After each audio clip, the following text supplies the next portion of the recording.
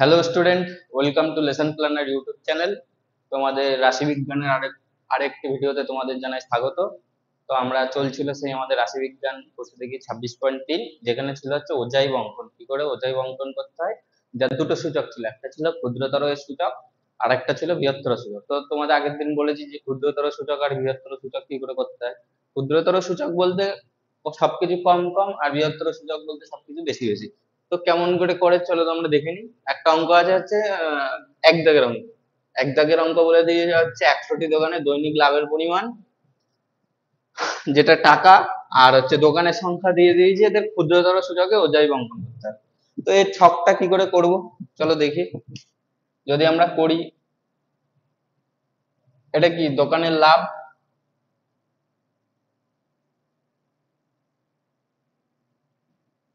এটা কি হবে টাকাতে হবে, আর একটা হবে কি দোকানের দোকানের সংখ্যা, এটা কি হবে ক্ষুদ্রতর সূচক। ঠিক আছে, এটা কি হবে ক্ষুদ্রতর সূচক। তো ক্ষুদ্রতর সূচকে কি সবকিছু কম কম, দেখো এখানে কি বলেছে 0 থেকে 50। তো এটাকে কি করে লেখা যায়, যদি ক্ষুদ্রতর সূচকে কম হিসেবে লিখতে হয়, তো এটাকে লেখা যায় না যে 50-এর কম?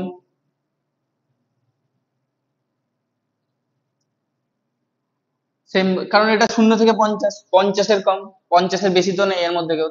সেম সেম ভাবে ওটা কত, 100-র কম, ওটা কত 150-র কম, একটা হলো 200-র কম, 250-র কম, আর 300-র কম। 200-র কম, 250-র কম, আর 300-র কম।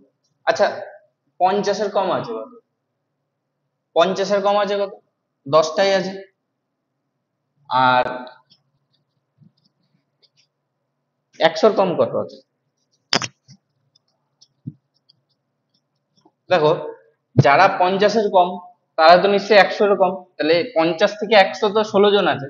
আর 0 থেকে 50-এর মধ্যে 10 জন আছে, মানে এরা তো 50-এর কম, আর এরা 100-এর কম। তাহলে 100-এর কম নিশ্চয়ই 50-এর কম আছে, তারাও 100-এর কমের মধ্যে ঢুকবে। তো 100-এর কম কতজন আছে, 26 জন।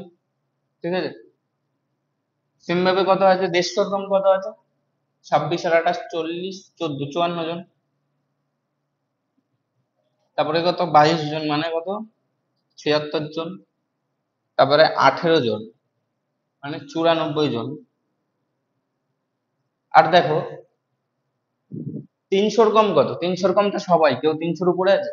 নেই নিশ্চয়, কারণ 100টা দোকান আছে, তাদের সবারই কত লাভ, কত 300-র কম। ঠিক আছে, তা 300-র কম কত, 100। এবার দেখো অজাইব অঙ্কন করার জন্য আমাদের কি লাগে, অতএব যে বিন্দুগুলো লাগবে, ঠিক আছে, বিন্দুগুলি হলো, কত কত বিন্দু লাগবে। দেখো একটা কত লাগবে, 50, 10, 50, 10। একটা হচ্ছে 100, 26। একটা হবে হচ্ছে 150, 54। আরেকটা কত হবে, আরেকটা হবে হচ্ছে 200, 76। একটা হবে হচ্ছে 250, 94। আরেকটা কত হবে, আরেকটা হবে 300, 100। দেখো এবার ছকটা কি করে করবে, তাই তো, এই ছক বলি কেন, ওজাইবটা কি করে আঁকবে। দেখো ওজাইব যখন তোমরা আঁকবে, তখন ছক কাগজে নিশ্চয়ই এরকম দেখতে পারবে। ঠিক আছে, এই বরাবর কি আছে, এটা কত 0, 0। এই বরাবর এক্স, এই বরাবর এক্স ড্যাশ, এটা ওয়াই ড্যাশ, আর এই বরাবর ওয়াই। এটা তো এক্স অক্ষ, এই যে ফার্স্ট যেটা আছে সেটা তো এক্স অক্ষের বিন্দু। তো একে যদি তোমরা নাও, দেখো তোমাদের ছক কাগজ গুলো দেখতে কেমন হবে, তোমাদের ছক কাগজের খোপ গুলো দেখতে হবে এরকম। ঠিক আছে, মনে করি একটা খোপ যদি আমি দেখাই, এই খোপটার 10 10 ভাগে ভাগ আছে, 1, 3, 4, 5, 6, 7, 8, 9 10, 1 2 3 4 5 6 7 8 9 10। তোমাদের ছক কাগজের খুঁটটা কেমন দেখতে হবে?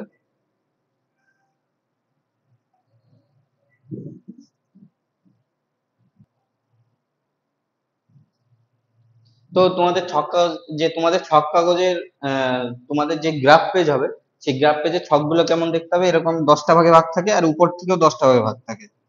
দেখো 2 3 4 5 6 7 8, 1 2 3 4 5 9। আমি মনে করি এরকম 10টা ভাগে তোমাদের ছক কাগজ ভাগ থাকে, ঠিক আছে? এরকম মিডিল বরাবর এই যে 1 2 3 4 5, এই যে মিডিল বরাবর এই দাগটা একটু মোটা থাকে, ঠিক আছে? সেম ভাবে এরকম মিডিল বরাবর এই দাগটাও একটু মোটা থাকে। আর এই যে এই বাইরের দাগগুলো, এইগুলো একটু বেশি মোটা থাকে, ঠিক আছে? মিডিলের যে ইয়ে থাকে, ছক কাগজ সবাই তো দেখেছো। তো এরকম তোমাদের যদি গ্রাফ পেজে ছক দেখা যায়, তো এরকম 7-8টা ছক থাকে বড় বড়, এরকম। মানে এই এক একটা ছকে 10টা করে। তো তোমাদের এই ছোট ছোট ঘর যদি তোমরা লাইন দিয়ে কোনো, তো 70-80টা ধরে এক ছক্কা করে। তো কিন্তু এখানে তো আমাদের 300টা ধরাতে হবে, ঠিক আছে? এখানে আমাদের কি ধরাতে হবে? 300টা। তো সেক্ষেত্রে 300টা ধরানোর জন্য তোমরা কি করতে পারো? তোমরা এরকম 300টা ছক তো পাবে না। এই যে ছোট ছোট ঘর, যদি ক্ষুদ্রতম ঘর এর যদি ক্ষুদ্রতম এক ঘর সমান সমান যদি 1 একক ধরে নাও, তাও তোমরা 300টা ঘর তো পাবে না। সেক্ষেত্রে তোমাদের কি করতে হবে? সেক্ষেত্রে এর ক্ষুদ্রতম ঘর, এরকম মনে করো যদি 60টাও ঘর পাও, 6টা, তো ক্ষুদ্রতম ঘর যদি একটা ঘর সমান সমান যদি 5 একক ধরে নাও, মানে কেমন বলছি যে এরকম লিখতে হবে যে x অক্ষ বরাবর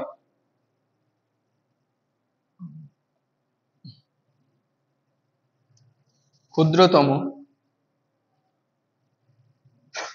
একটি ঘর সমান সমান 5 একক। তাহলে একটি ঘর সমান সমান 5 একক হলে আমাদের 50-এর জন্য কটা ঘর লাগবে? 50 একক ঘরের জন্য আমাদের 10টা ঘর লাগবে। এরকম যদি বড় বড় দাগ থাকে, এরকম যদি এর মধ্যে 10টা ছোট ছোট ছোট ছোট ঘর থাকে, তাহলে আমাদের 50-এর জন্য কত লাগবে? আমাদের 50 বিন্দুটা এই জায়গায় আসবে। 100 বিন্দুটা কোথায় আসবে? এই জায়গায় আসবে। এর মধ্যে ছোট ছোট ছোট ছোট 10টা ঘর আছে। সেম ভাবে 150 বিন্দু এই জায়গায় আসবে, 200 বিন্দু এই জায়গায় আসবে, 300 বিন্দু এই যাবে। তো 300 বিন্দু তোমাদের যদি এই ছোট করে ধরো, মানে একটা ঘর সমান সমান যদি 5 একক ধরো বা 10 এককও ধরতে পারো, তাহলে তোমাদের কি আসবে? তাহলে এই 300 অব্দি তোমাদের ধরে যাবে। আর যদি তোমরা একটা ঘর সমান সমান 1 একক ধরো, তাহলে 300 অব্দি ধরবে না। কিন্তু এটা লিখতে হবে যে একটা ঘর সমান সমান কয় একক, এটা ধরতে হবে। সেম ভাবে y অক্ষ বরাবর ক্ষুদ্রতম একটি ঘর সমান সমান কত একক। দেখো এখানে তো মোটেই 100টা ঘর আছে, 100টা ঘর। আচ্ছা, 100টা ঘর আছে, 100টা ঘর তোমরা নাও পেতে পারো। একটি ঘর সমান সমান তোমরা 2 একক ধরে নাও। 2 ধরা যাবে? হ্যাঁ, 2 ধরা যাবে।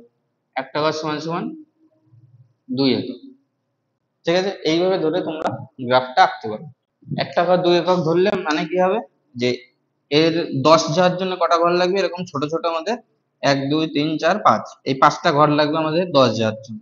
এর 50 যাওয়ার জন্য আমাদের 10টা ঘর লাগবে। এর 10 যাওয়ার জন্য আমাদের এই ছোট ঘর, ক্ষুদ্রতম ঘরগুলো আমরা 5টা ব্যবহার করবো। তো এইভাবে তোমরা গ্রাফটা করবে। গ্রাফের বিন্দুগুলো হচ্ছে এই বিন্দু পাতিয়ে দিয়ে তোমরা একটা ক্ষুদ্রতম মোজাইক কেমন দেখতে হবে? এরকম এরকম একটা মোজাইক দেখতে হবে, যেটা কিনা তোমাদের ক্ষুদ্রতর সূচকে বোঝায়।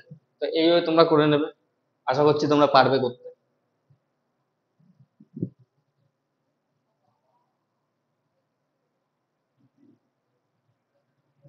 তো স্টুডেন্ট, এবার দুদাগের অঙ্কটা কি বলেছে? দুদাগের অঙ্কটা বলেছে যে 35 জন শিক্ষার্থীর ওজনের তথ্য দিয়ে দেওয়া হলো। ক্ষুদ্রতর সূচক আমাদের ক্ষুদ্রতর সূচকের সাহায্যে মধ্যমা নির্ণয় করতে হবে। তো এরকম ছকটা দেওয়া আছে, ওদের অলরেডি ছক করেই দেওয়া আছে। তো এই ছক থেকে তোমরা নিশ্চয়ই, যদি আমরা করি অঙ্ক, ওজাইব অঙ্কনের জন্য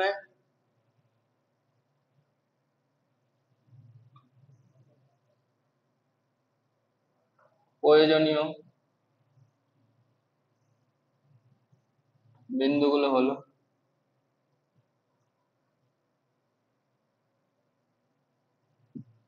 কত কত আছে? 38,0,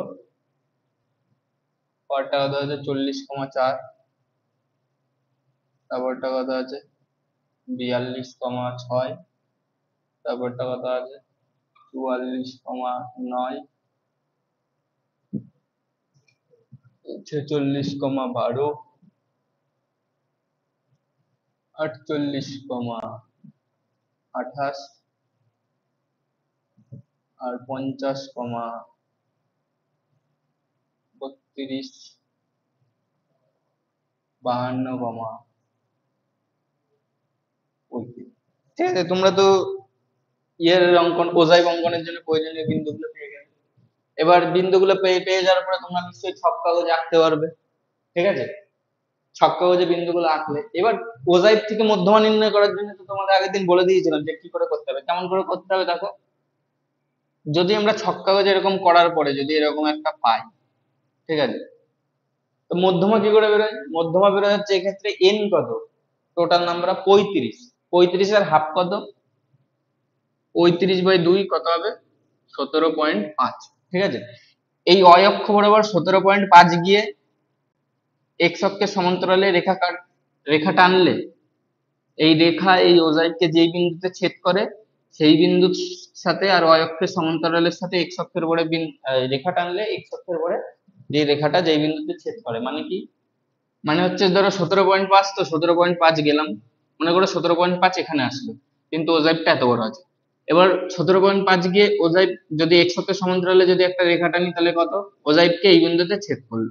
এবার এই বিন্দু আর এই এক্স অক্ষের সমান্তরালে যদি আমরা ইয়ে টানি, একটা সমান্তরাল রেখা টানি অয় অক্ষের সমান্তরালে, তাহলে এই রেখাটা এক্স অক্ষকে যেখানে ছেদ করবে সেটাই হবে তোমাদের কি, মধ্যমা।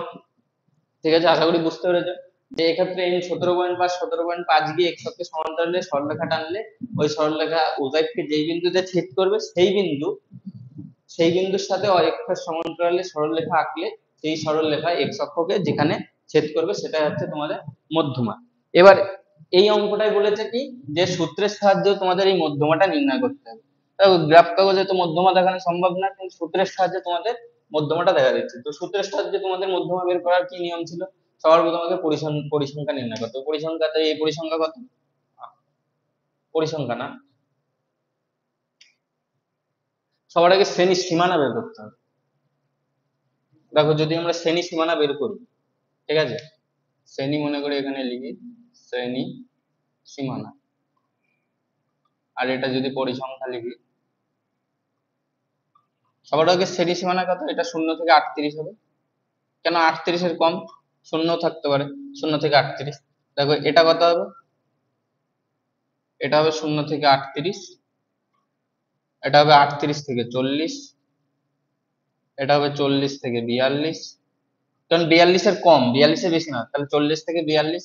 এটা কত হবে 42 থেকে 44, এটা হবে 44 থেকে 46, এটা 46 থেকে 48, এটা 48 থেকে 50, এটা 50 থেকে 52। তো পরিসংখ্যা কত হবে, এর পরিসংখ্যা 0। দেখো এর পরিসংখ্যা কত হবে 4। এবার এর পরিসংখ্যা কত হবে, এর পরিসংখ্যা হবে 2। কেন, দেখো 42 এর কম টোটাল 6 জন আছে, কিন্তু 40 এর কম 4 জন আছে, তার মানে 40 এর বেশি কত, 2 জন। ঠিক আছে, এইভাবে এটা কত হবে 2, এটা কত হবে 3, এটা কত হবে 3, এটা কত হবে 16, এটা কত হবে 4, এটা কত হবে 3। ক্রমযৌগিক পরিসংখ্যা এটা সেম হয় এর সাথে, 0, 4, 6, 9, 12, 28, 32 আর 35। দেখো এক্ষেত্রে n সমান সমান 35, অতএব n/2 কত সমান 17.5। এবার দেখো 17.5 কোথায় আছে, 17.5 কোথায় আছে, 17.5 এর থেকে ঠিক বড়। দেখো এটা যেন 17.5, কোনটা হবে, এই যে 48 এ কত হবে, 48 এ n 17.5, 48 হবে, তাই তো। দেখো 17.5 এর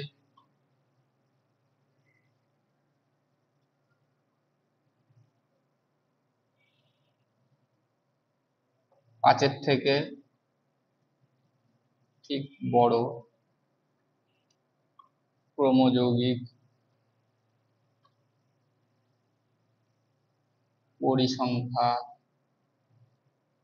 বিশিষ্ট শ্রেণীটি হলো কত? 28।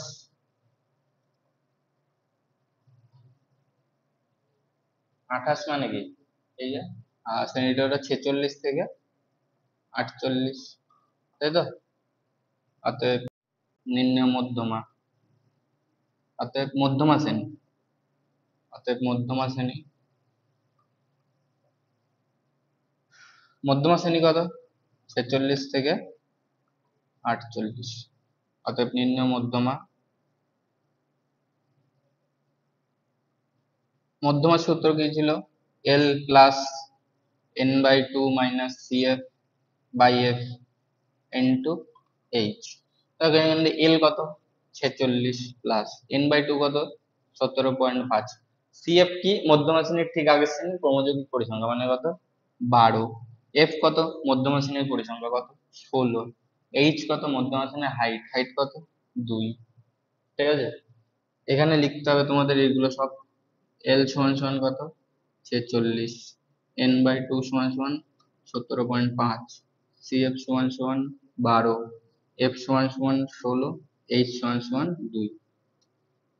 এবার যদি হিসাব করি 46 প্লাস এটা কত? 5.5 বাই 16 ইন্টু 2, এটা যদি 10 দিয়ে গুণ করি নিচে,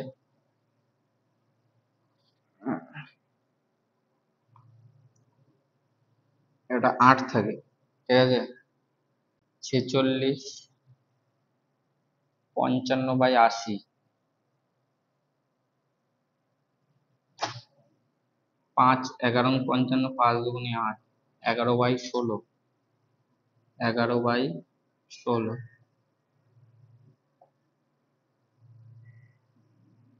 8 6টা 48 আর 7 7 দিয়ে 112, 6 7 42 আর 70, 112, ঠিক আছে? প্রায় 7 বার, ঠিক আছে? 46.7 কি এটা? প্রায়, এটা হচ্ছে তোমাদের কি অ্যান্সার, ঠিক আছে? তো এইগুলো ছিল, এই ছিল হচ্ছে তোমাদের, এই ছিল হচ্ছে তোমাদের অঙ্ক। যে তোমরা ওই মধ্যমাটা বাড়ি গিয়ে গ্রাফ, এই তোমরা বাড়িতে গ্রাফ খাতায় চেক করে নেবে, কারণ এখানে তো গ্রাফ টেস্ট করার জন্য ইয়ে নেই। তো এই ছিল হচ্ছে তোমাদের মধ্যমার সূত্র দিয়ে বের করা। এবার আমরা দেখবো পরে অঙ্ক।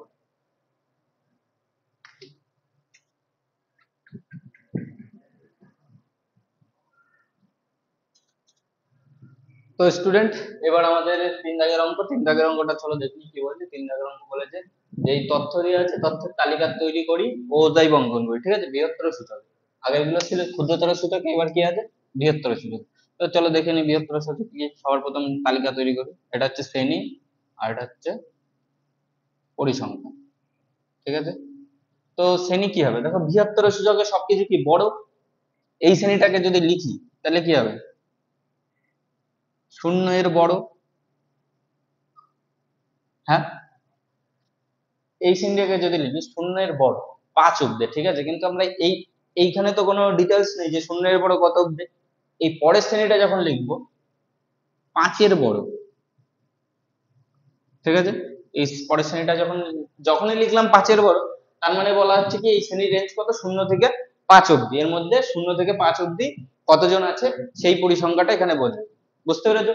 যে যখনই এই 0 থেকে বড় লিখেছি কিন্তু জানি না তো কোন অব্দি, কিন্তু যখনই দ্বিতীয় শ্রেণীটা লিখছি লোয়ার লিমিট দিয়ে লিখছি যে 5 এর বড়, কারণ 5 থেকে 10 তো সবচেয়ে লোয়ার লিমিট 5, 5 এর ছোট তো কেউ নেই এই শ্রেণীটার ক্ষেত্রে। তাই এটা যখনই 5 এর থেকে লিখছি তখনই আগের শ্রেণীটা ডিফাইন হয়ে যাচ্ছে যে এটা কত? 0 থেকে 5 অব্দি, ঠিক আছে? এইভাবে পরের শ্রেণী কত হবে? 10 এর বড়, 15 এর বড়, 20 এর বড়, এটা কত? 25 এর বড়। এবার 30 এর বড় কেন লিখলাম? 30 কেন লিখলাম না? কারণ 30 এর বড় তো কেউ নেই, কি করে লিখবো? তো এক্ষেত্রে যদি আমরা পরিসংখ্যা হিসাব করি, দেখো টোটাল পরিসংখ্যা কত আছে? 0 এর বড় কারা?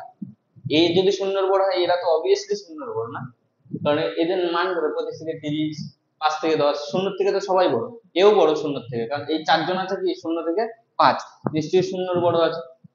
তো এটা কত হবে, টোটাল কতজন আছে হিসাব করো দেখো। 5 আর 3 8 আর 16, 16 আর 4 20, 20 আর 25 45 জন আছে, ঠিক আছে। এ যেই 45 হয়ে গেল, এ কতজন আছে, 45 থেকে 4 বাদ দাও, 41 জন আছে এ। আর তারপরে কতজন আছে, 10 বাদ দিলে 31 জন,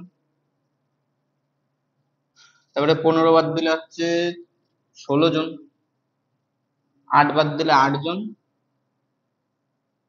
3 বাদ দিলে 5 জন। বোঝা গেছে? 25-এর বড় কারা, শুধুমাত্র এই 5 জনই কি 25-এর বড়। এবার যদি আমরা ওজাইভ অঙ্কনের জন্য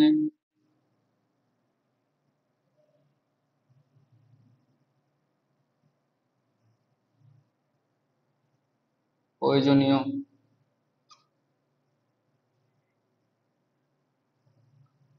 বিন্দুগুলো হলো, দেখো কত কত হবে, 0,45, 5,41,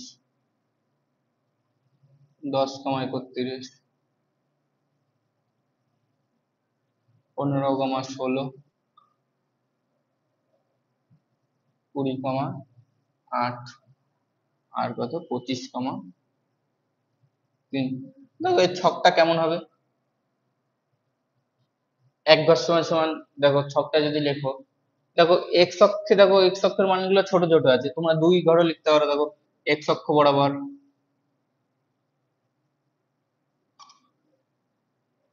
ক্ষুদ্রতম 2 ঘর সমান সমান 1 একক, আর ওয়াই অক্ষ বরাবর ক্ষুদ্রতম 1 ঘর সমান সমান 1 একক। বোঝা গেছে? একটা জিনিস খেয়াল করবে যে এই ছক কাগজটাকে যত তোমরা ইউজ করতে পারবে ছবি তত সুন্দর হবে, মানে যত বড় করে আঁকতে পারবে। ছোট করে আঁকলে না বিন্দুগুলো গায়ে গায়ে হয়ে যাবে, দিতে অসুবিধা হবে। যত বড় করে আঁকতে পারবে তত তোমাদের সুবিধা হবে। তো ক্ষুদ্রতম 2 ঘর সমান সমান,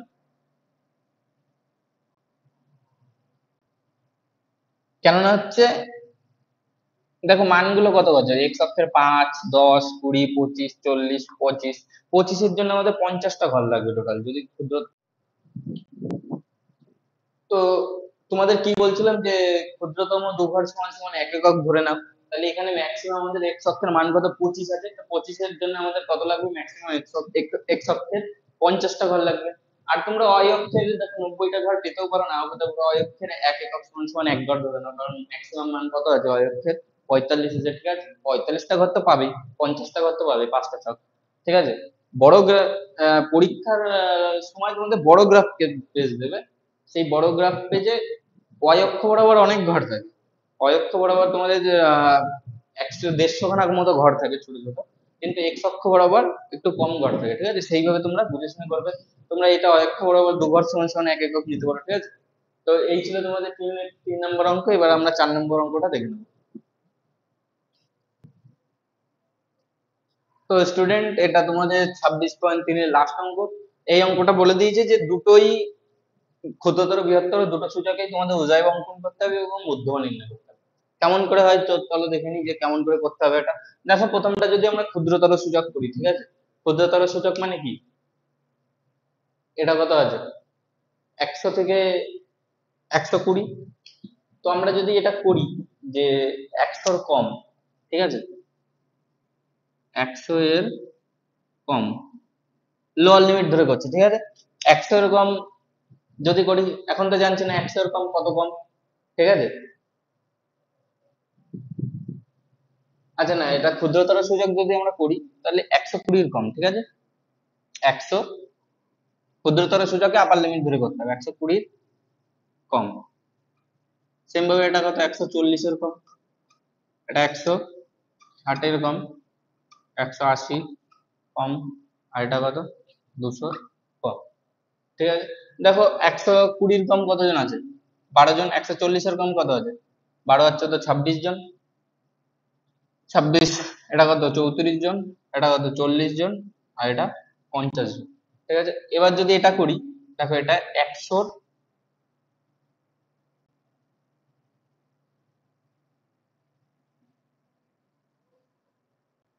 এটা তো ক্ষুদ্রতর সূচক করলাম, এটা হচ্ছে 100-র বেশি।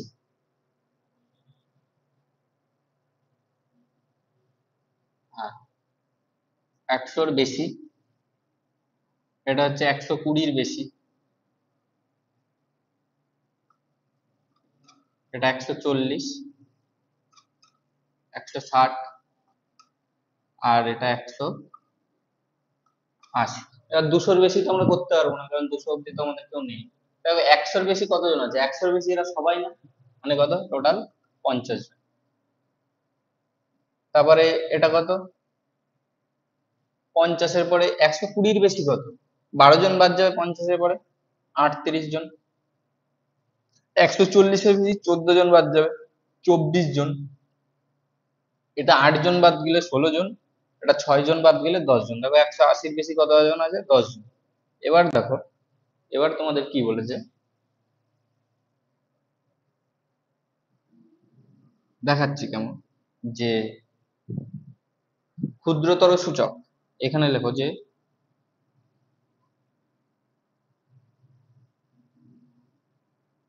ক্ষুদ্রতর সূচক, সূচকে ওজাইব অঙ্কন করার জন্য